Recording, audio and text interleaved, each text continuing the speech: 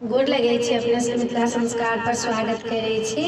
एकटा मड़ुआ माछक नूनी के सागक गीत दै छी जितवाहने के।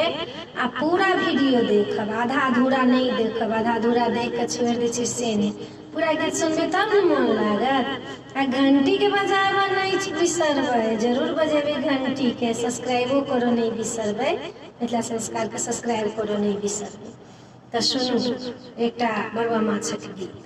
सुनो सुनो सासू माँ, मड़ुआ के रोटी पा मड़ुआ के रोटी, अनूनी के साग। सुनो सुनो सासू माँ, मड़ुआ के रोटी पा मड़ुआ के रोटी, अनूनी के साग। सुनो सुनो सासू माँ, खड़े खड़े रोटी हरियर साग, खड़े खड़े रोटी हरियर साग।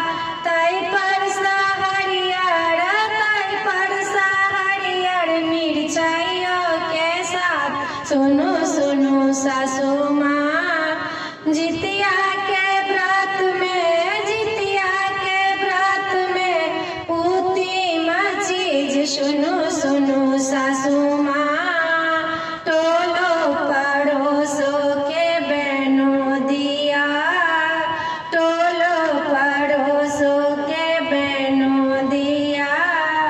टुकड़ा टुकड़ा रोटी पा, टुकड़ा टुकड़ा रोटी पा नूनी के साग। सुनो सुनो सासू माँ, मड़ुआ के रोटी पा मड़ुआ के रोटी पा नूनी के साग। सुनो सुनो सासू माँ, टोल पड़ोस खाए कायली अपन घर, टोल पड़ोस खाए कायली अपन घर।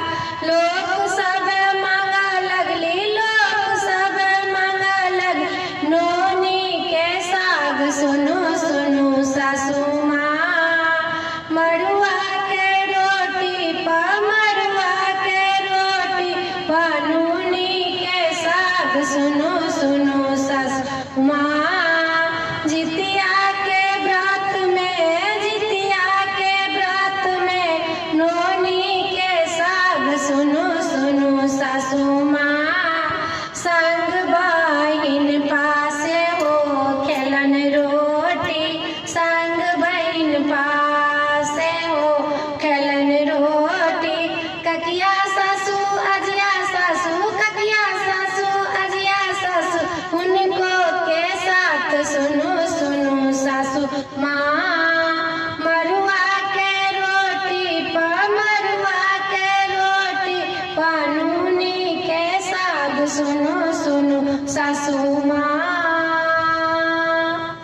वीडियो में अच्छा अपने सबके नीक लागत तो चैनल के सब्सक्राइब करो नहीं बिसरबै, जरूर सब्सक्राइब करबै, लाइक करबै, कहबै जरूर। जय मिथिला, जय माता जी।